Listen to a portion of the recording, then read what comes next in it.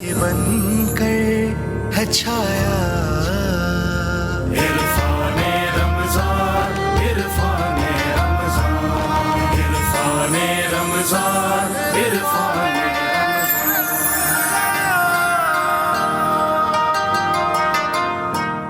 خواتین و حضرات، عرفان رمضان میں خوش آمدید۔ یہ کیا خوبصورت سما ہوتا ہے کہ جس میں مہمان بھی ہوتے ہیں، منصفین بھی ہوتے ہیں، مقررین بھی ہوتے ہیں، سامعین بھی ہوتے ہیں، ناظرین بھی ہوتے ہیں، اور سب سے اچھی اور منفرد بات یہ ہے کہ اس پروگرام کو عرفان رمضان کہتے ہیں، یعنی عارفین بھی ہوتے ہیں۔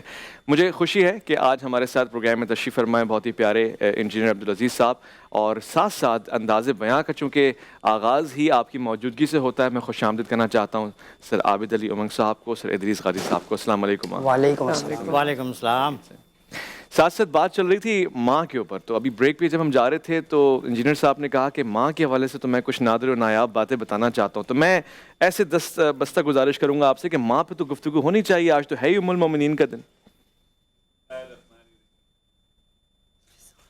موسیٰ علیہ السلام نے نبی مہربان محمد رسول اللہ صلی اللہ علیہ وسلم سے پوچھا کہ میں آپ سے اس طرح سے بات کرتا ہوں، آپ نے میرا بڑا مقام رکھا ہے، جنت میں میرا ساتھی کون ہوگا؟ جنت میں میرا ساتھی کون ہوگا؟ بالکل۔ اللہ رب العالمین نے پوچھا کیوں پوچھتے ہو؟ کہ میں نہیں جاننا چاہتا ہوں۔ اور وہ ذرا اللہ کے وہ تھے، محبت بہت زیادہ ان کی تھی، قربت تھی۔ تو اللہ رب العالمین نے بتایا کہ وہ جو تنگ سی گلی ہے نا، وہ دور تنگ سی گلی، اور ادھر بائیں پہ ایک کسائی کی دکان ہے، وہ جو کسائی ہے نا، وہ تمہارا جو ہے وہ جنت کا ساتھی ہوگا۔ میرا جنت کا ساتھی ایک کسائی؟ کہنا ٹھیک ہے، میں جا کے اس سے ملتا ہوں، دیکھوں کیا ہے۔ چنانچہ وہ وہاں اس کی دکان پہ جا کے بیٹھ گئے، اور وہ پورا دن گوشت کاٹتا رہا اور گوشت بیچتا رہا۔ کوئی ان کو ایسی چیز نظر نہیں آئی جس سے ایک بڑا رتبے والا شخص ہو۔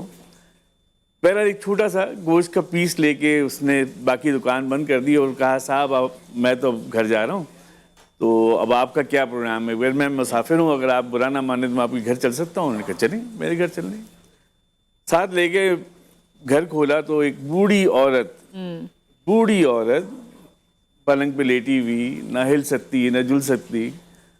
چنانچہ وہ صاحب گئے، انہوں نے ہمیں بٹھا دیا، حضرت موسیٰ علیہ السلام کو بٹھا دیا، اور خود جا کے گوشت کی چھوٹی چھوٹی بوٹیاں کرنے لگے، اور اس کو تھوڑا سا پکا لیا، اور اس کے بعد آ کے اس بوڑھی عورت کو سہارا دے کے اٹھایا، اور ایک ایک بوٹی جو ہے وہ ان کے منہ میں ڈالتے رہے۔ اور تو حضرت موسیٰ علیہ السلام اس کی بات جو ہے، جب انہوں نے ان کو بوٹیاں کھلا دی اور اس عورت نے کہا بس میرا پیٹ بھر گیا ہے، تو کچھ بڑبڑانے لگی۔ بوڑھی عورت تھی، بڑبڑانے لگی۔ تو حضرت موسیٰ علیہ السلام نے کہا کہ یہ تو میں سمجھ گیا کہ تم اپنے کسائی ہو، یہ تمہاری ماں ہوگی، تم نے اپنے ہاتھ سے اس کو کھلایا، لیکن جو آخر میں یہ بڑبڑا رہی تھی یہ سمجھ نہیں آئی، یہ سمجھ نہیں آئی۔ میری ماں ہے، پاگل عورت ہے، کہتی ہے کہ جنت میں تجھے موسیٰ کا ساتھی بنا۔ اللہ اکبر، یہ ہے محبت۔ اس میں ایک بات، یہ قصہ جب بھی میں سنتی ہوں تو میں یہ والدین کو کہتی ہوں، ہم اپنے بچوں کے لیے دعائیں کرتے ہیں، یا ہمارے ماں باپ ہمارے لیے دعائیں کرتے ہیں، اس کو بڑا آدمی بنا، اس کو گاڑی دے دے، اللہ تعالیٰ اس کی نوکری ایسی ہو جائے، اس کی اولاد ہو جائے۔ آخرت کی دعائیں ہم بہت کم دیتے ہیں اپنے بچوں کو۔ تو آخرت کی دعا کہ اللہ تعالیٰ ہمارے بچوں کو جنت میں گھر عطا کر، ہمارے بچوں کی، مطلب ہم جس طرح یا ہمارے والدین جب ہمیں دعا دیں تو اس میں آخرت کی دعا بھی ہونی چاہیے، یہ میرا دل چاہتا ہے۔ اور جب بھی میں یہ واقعہ سنتی ہوں میں سوچتی ہوں کہ دیکھیں، ماں کی دعا جس طرح کہتے ہیں یا والدین کی دعا لگتی ہے، تو والدین صرف دنیا کی نہیں آخرت کی دعائیں بھی اپنے بچوں کو دیا کریں۔ اس نال یاری کدی نہ کریں جس نو اپنے تے غرور ہوئے، اور ماں باپ نو برا کدی نہ کویں چاہے لاکھ انادا قصور ہوئے. یہ بہت بڑی عظیم شخصیات ہیں اور آپ کو مرشد تلاش کرنے کے لیے دور دراز علاقوں کا سفر کرنے کی ضرورت نہیں ہے. ماں کے قدموں میں بیٹھیں, باپ کے تجربات سے سیکھیں, اس کی محنت اور مشقت سے اپنے آپ کو سرشار کریں. اللہ آپ کو کامیابی دے. چونکہ اب موضوع ایسا آ گیا ہے تو خواہش تو یہ ہے کہ میں دونوں ججز صاحبان سے بھی ایک ایک جملہ ماں کے لیے لے لوں, پھر مقررین کی طرف ویسے لے لیں کیونکہ ہم بڑے کم علم ہیں آپ سے اور اس طرح کا ہمارا ایکسپیرینس نہیں ہے, اور جب ہم بات کر لیتے ہیں اور آپ خاموش ہوتے ہیں تو کچھ مناسب نہیں لگتا. ہاں, آپ نے ابھی ذکر کیا نصرت صاحبہ نے کہ ماں باپ کو ایسی دعا دینی چاہیے یا ویسی دعا دینی چاہیے. میں کبھی کبھی سوچتا ہوں کہ وہ دل میں کتنی دعائیں دیتی ہیں اس کو سکھانے کی ضرورت ہی نہیں ہوتی. نہیں وہ نہیں ہے, میں تو اپنی مدر میں اپنے لیے بھی بات آپ کی مکمل کر رہا ہوں, لیکن اگر ہم اپنے بچوں کو اس کا اظہار اگر کر دیں تو شاید وہ کسی اچھے راستے کی طرف چل پڑیں. ماں خدا تو نہیں اور اجازت نہیں, ماں خدا تو نہیں اور اجازت نہیں, ورنہ اس کی محبت کو سجدے کریں. کیا بات, کیا خوبصورت اور حساس. کیا بات ہے. عابد علی امنگ صاحب, ماں کے لیے نہیں صرف اتنا سا حصہ جتنا میرا خیال ہے اللہ تعالیٰ نے ماں کو جتنا بڑا رتبہ دیا کسی اور کو تو نہیں دیا, لیکن میں نے ایک جملہ پڑھا مجھے اچھا لگا. ماں کے حوالے سے تو نہیں ہے, والدین کے حوالے سے وہ جملہ کہتے ہیں کہ جی ماں کے پیروں تلے جنت ہوتی ہے. تو ہنستے مسکراتے کہا کہ باپ کے پیروں تلے کیا ہوتا ہے؟ اس نے جواب دیا کہ باپ کے پیروں تلے ایک پھٹا ہوا جوتا ہوتا ہے جو تمہارا مستقبل بناتے ہوئے ختم ہو جاتا ہے. کیا بات. تو جتنی بڑا رتبہ ماں کا ہے بے شک والدین کا. اور اب ہم جس موضوع کی طرف آ رہے ہیں اس میں بھی اپنے آباء و اجداد کا ہی ذکر ہو رہا ہے, کیونکہ بہت سی روایتیں خلوص, پیار, محبت اور تہذیب جو آباء و اجداد میں تھی کیا آج وہ ہم میں ہے یا نہیں.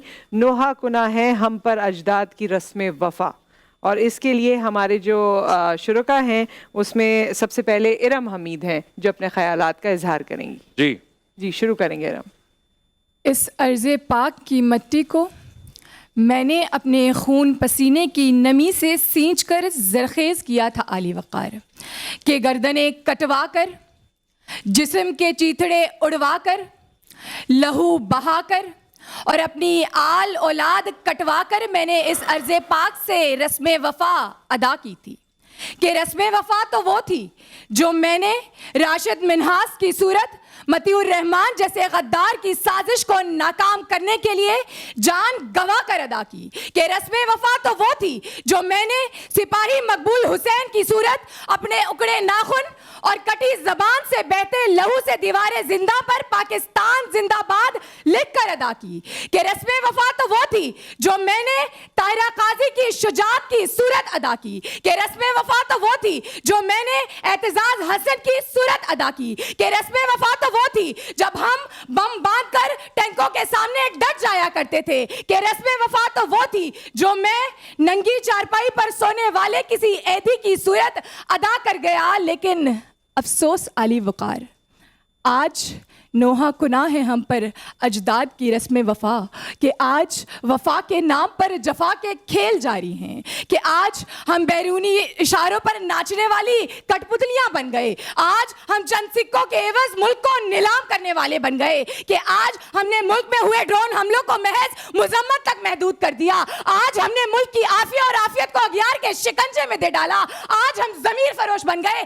آج ہم نفس کے غلام بن گئے. کہ فرقہ بندی ہے کہیں اور کہیں جاتے ہیں. کیا زمانے میں پنپنے کی یہی باتیں ہیں؟ ہر کوئی مست مہ ذوق تن آسانی ہے. تم مسلمان ہو, کیا یہی ذوق مسلمانی ہے؟ چاہتے تو سب ہیں کہ ہو اوج سریا پہ مقیم, پہلے ویسا کوئی پیدا تو کرے قلب سلیم. پھر ہائے نوحہ کنا ہے ہم پہ اجداد کی رسم وفا. کہ خودکشی شیوا تمہارا وہ غیور و خوددار, تم اخوت سے گریزاں وہ اخوت پہ نثار, تم وہ گفتار سراپا وہ سراپا کردار, تم ترستے ہو کلی کو وہ گلستان بکنار. اب تلک یاد ہے قوموں کو حکایت ان کی, نقش ہے صفحہ ہستی پہ صداقت ان کی. لیکن عالی وقار, میں نے امید کا علم اب بھی تھامے رکھا ہے. میرے یقین کی اڑان آج بھی اونچی ہے. میں پر امید ہوں کہ آج بھی ہو جو براہیم کا ایما پیدا, آگ کر سکتی ہے اندازے گلستاں پیدا, آگ کر سکتی ہے اندازے گلستاں پیدا. بہت شکریہ. واہ کیا بات ہے. تربیت عام تو ہے جوہر قابل ہی نہیں, راہ دکھلائیں کسے راہ اور منزل ہی نہیں. کوئی قابل ہو تو ہم شانے کئی دیتے ہیں, ڈھونڈنے والوں کو تو دنیا بھی نئی دیتے ہیں. اچھا انداز تھا اور اس کا فیصلہ کہ کس حد تک معیاری تھا ججز کریں گے. ہم ایک مختصر سے وقفے کی طرف جا رہے ہیں, ہم نے لوٹ کر آنا ہے, مزید تقاریر آپ کے سامنے پیش کرنی ہے, شہر کا, ملک کا, معاشرے کا, رسم وفا کا مقدمہ آپ کے سامنے ہوگا. عرفان رمضان میں آپ کا انتظار ہے. چھایا عرفان رمضان عرفان رمضان عرفان رمضان عرفان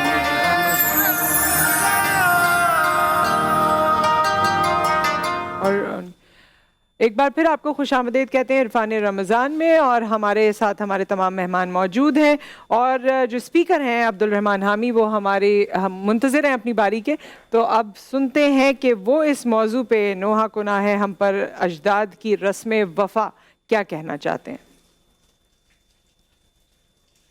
اپنی تہذیب کو سنسار میں رسوا کرنا ہمارا قومی مشغلہ بن چکا ہے صدر اعلی وقار.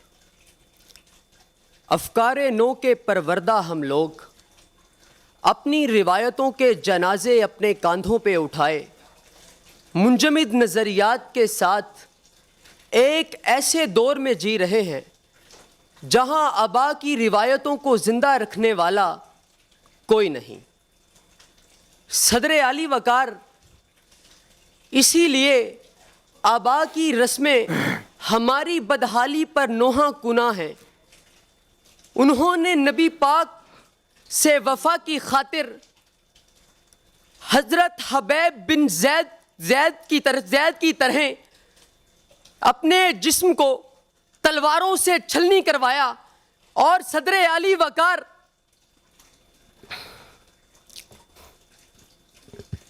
نہ کریں. میں بعد میں کر سکتا ہوں. تم ہمیشہ یہی کرتے ہو, دوبارہ سے پتہ نہیں کیوں ہمیشہ یہی کرتے ہو تم.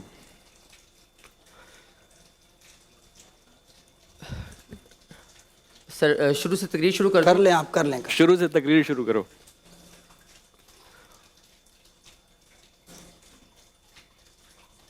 اپنی تہذیب کو سنسار میں رسوا کرنا ہمارا قومی مشغلہ بن چکا ہے صدر اعلی وقار. افکار نو پروردہ ہم لوگ اپنی روایتوں کے جنازے اپنے کاندھوں پہ اٹھائے ایک ایسے دور میں جی رہے ہیں جہاں آبا کی روایتوں کو زندہ رکھنے والا کوئی نہیں. تو صدر اعلی وقار تیرگی ان کی قسمت, کاسا ان کا مقدر, جہالت ان کے ماتھے کا جمر ہو.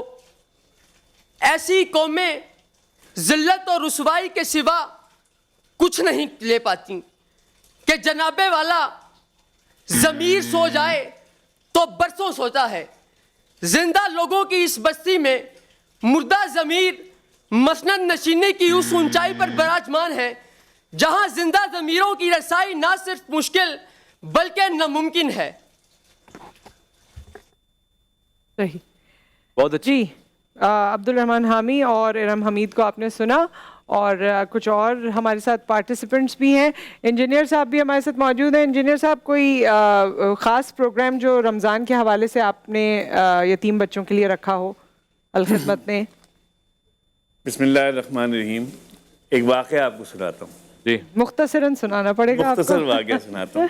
جی, ویسے تو ہم ان آرفن بچوں کو, جن کو ہم باہمت بچے کہتے ہیں, جی, ہم ان کو جو ہے مہینے میں کوئی ایک آؤٹنگ پہ لے کے جاتے ہیں, کسی پارک پہ لے جاتے ہیں, کہیں کوئی سیر کرواتے ہیں, تاکہ بچوں کے اندر جو ہے نا وہ کوئی ماں باپ کی کمی کا احساس پیدا نہ ہو. ایک تو بڑی عجیب بات ہوئی. ایک صاحب دبئی سے تشریف لائے میرے پاس اپنی اہلیہ کے ساتھ, کہہ لیں کہ میں یتیم بچوں کو میک ڈونلڈ میں افطار کرانا چاہتا ہوں. It was a real surprise for me کہ میں نے کہا جی آپ میک ڈونلڈ کی جو کاسٹ دیں گے اس میں آپ 100 کی جگہ جو ہے شاید 300-400 بچوں کو آپ کھلا لیں گے. کہ نہیں, جو ایکسائٹمنٹ میں ان کے چہروں پہ دیکھنا چاہتا ہوں اس کا کوئی نعم البدل نہیں ہے. اور بخدا میں آپ سے عرض کروں کہ وہ شام جو تھی میرے لیے ہمیشہ کے لیے نا وہ میرے ذہن میں بیٹھ گئی, جب بچے اس میک ڈونلڈ سی ویو کے میک ڈونلڈ میں جا کے یا تو ٹھنڈی ہوا چل رہی ہے, اور انہوں نے جس طریقے سے برگرز کھا کے جو ہے مزے کیے. یعنی کہ آپ واقعی ہمارے بچے تو شاید روز کھاتے ہیں تو اتنا اس کا شکر اس طرح سے نہیں ادا کرتے، لیکن میں نے ان بچوں کو دیکھا جتنی ایکسائٹمنٹ ان کی تھی. اسی طریقے سے پشاور میں ہم کو پی سی کے اندر لے گئے ان بچوں کو، اور وہاں جا کے ان کی ایکسائٹمنٹ ہم نے دیکھی. تو مطلب کہنے کا یہ ہے کہ کچھ چیز ایسی میں تو اس کو اس پیرائے میں لیتا ہوں کہ کسی کے دل کو آپ اتنا راضی کر دیں کہ اللہ تعالیٰ بھی آپ کے دل کو ایسے ہی راضی کرے. کیا بات ہے، ماشاءاللہ ماشاءاللہ. گوری یہی ہے. لباب مل گئے یہاں پہ. سلمان حقیق ہمارا ویٹ کر رہے ہیں، اور سلمان اب آپ کا وقت شروع ہونے جا رہا ہے. ہم اقتصادی طور پر کامیاب قوم ہے ذی وقار، پر شعوری طور پر نہیں، کہ ہم نے قدیم رسموں پر فوقیت وعدوں کو دی، وفاؤں کو نہیں. اگر ہم فوقیت وفاؤں کو دیتے تو ہمارے لیے آج قصیدے لکھے جاتے، نوحے نہیں. کہ ذی وقار ہمیں رائے گانی کا رتی برابر اندازہ نہیں ہے کہ ہم نے وجود وفا کو فراموش کر کے رائے گاں کر دیا، کہ ہمارے نالے سماعت سے محروم ہیں، کہ ہم وہ درد سننے یا سمجھنے کی جسارت ہی نہیں رکھتے جو ہم پہ نہ گزرا ہو.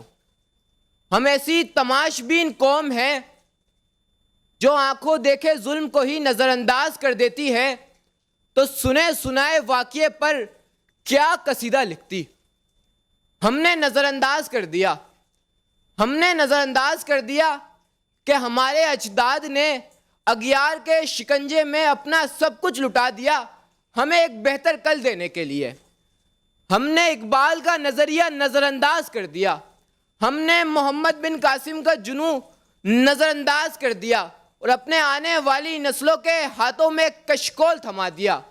ہم نے نظر انداز کر دیا رسول خدا کی جد و جہد اور قربانی کو، کہ جنہوں نے پوری زندگی اپنی امت کے لیے صرف کر دی. اور آخر میں ربی حبلی امتی، کہ اے خدا میری امت کہہ کر گئے ذی وقار. کہ ہم آہو بقا میں پلتی ہوئی قوم ہے، ایسی قوم کہ جس کا خون سفید ہو چکا ہے، اور ہمیں ہماری ذات کے علاوہ کسی بھی شے سے کوئی یار، کوئی ہمدردی نہیں ہے.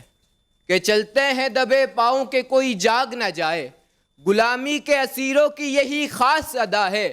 ہوتی نہیں جو قوم حق بات پر یکجا، اس قوم کا حاکم ہی فقط اس کی سزا ہے، اس قوم کا حاکم ہی فقط اس کی سزا ہے. جی کیا بات ہے. حذیفہ ملک اب ہمارے لاسٹ پارٹیسپینٹس ہیں. وقفے پہ چلے جائیں، ایک وقفہ لے لیتے ہیں. حذیفہ کو تھوڑا سا آرام دیتے ہیں، ماحول تھوڑا گرم ہے، اور لوٹ کر آتے ہیں، مزید آپ کو کشمکش میں ڈالتے ہیں. عرفان رمضان کی نشریات جاری و ساری ہیں. ایک وقفہ لیں، اچھے اچھے اشتہار دیکھیں، اس کے بعد لوٹ کر آئیں. آپ کا انتظار ہے. چھایا عرفان رمضان، عرفان رمضان، عرفان رمضان، عرفان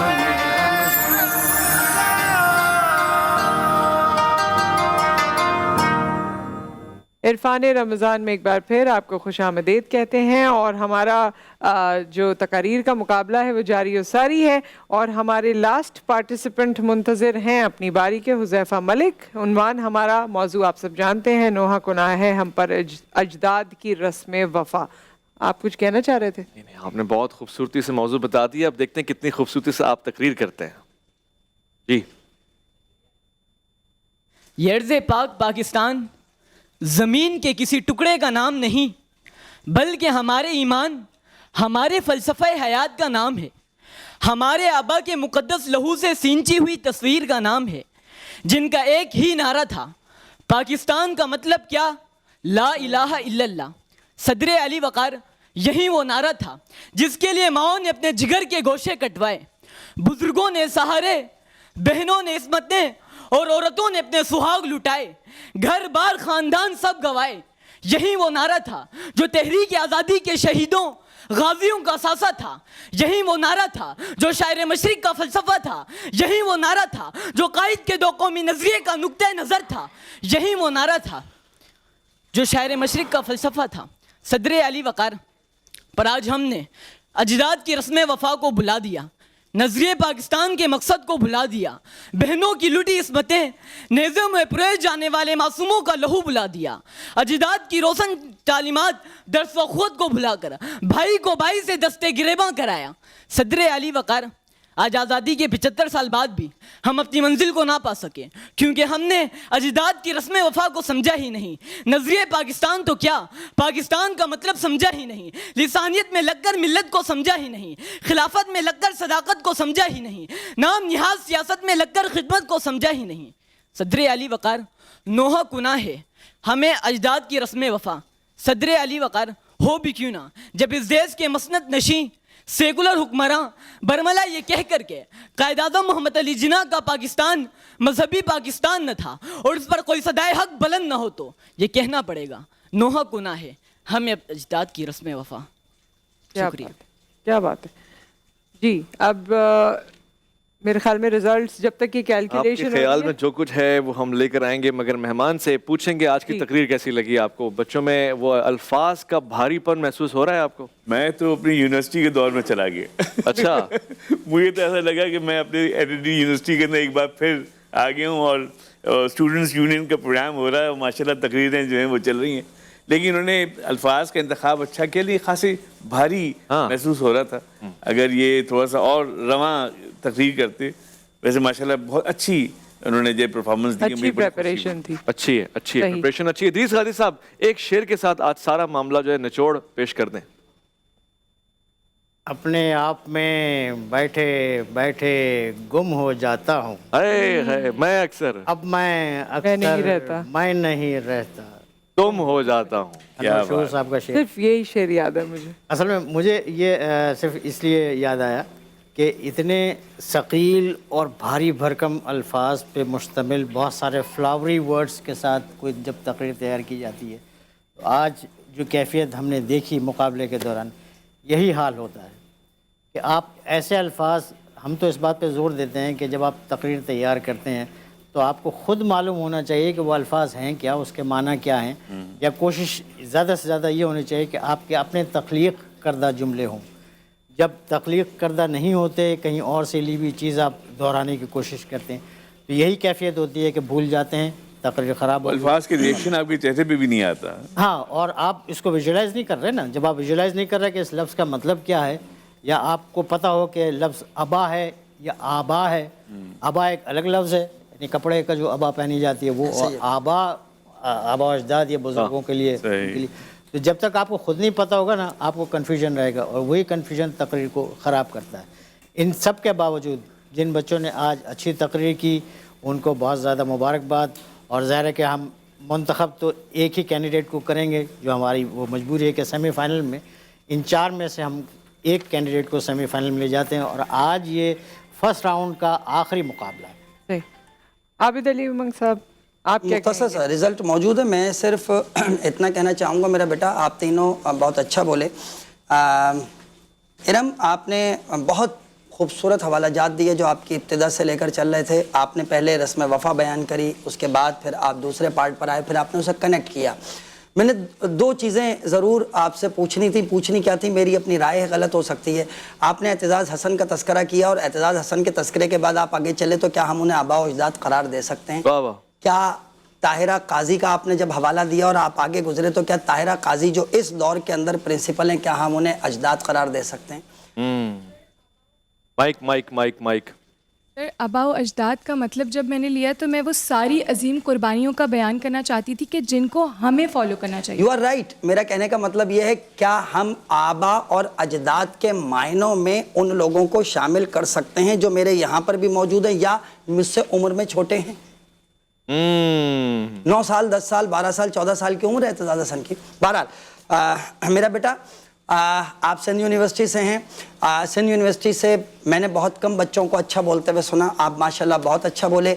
एक छोटी सी रिक्वेस्ट है, जब कभी भी आप मुझे कायल करने के लिए आए हैं तो you should give concrete evidence. आपने जब ये बात कही कि नौहा गुनाह है अजदाद की, और फिर मुझसे आप ये कहते हैं ना कि रस्म वफ़ा, तो मुझे बताएं तो सही कि इस हवाले से नौहा गुनाह है, ये रस्म वफ़ा थी। اس حوالے سے نوحہ کنا ہے، یہ رسم وفا تھی. جب دو چیزیں کمپیریزن کے طور پر آپ سامنے پیش کرتے ہیں نا تو میں یا تو اسے ایکسیپٹ کر لیتا ہوں یا ریجیکٹ کر دیتا ہوں، ان بٹوین نہیں رہتا. تو ججز کو قائل کرنے کے لیے ہمیشہ کانکریٹ ایویڈنسز کو ضرور پیش کیجئے. مشکل الفاظ سے زیادہ سادے الفاظ میں جب اپنا نقطہ نظر پیش کرتے ہیں تو بہت اچھا ہوتا ہے. حذیفہ خدا کے واسطے جب اسٹارٹ کرتے ہو تو ٹاپ گیئر کے اوپر اسٹارٹ کرتے ہو بیٹا. یہ جو برج اسٹائل ہوتا ہے نا، نیچے سے شروع کرو، اپنی پچ لو ہونی چاہیے، پھر اوپر جانے کے بعد آپ کی وائس تیز ہو.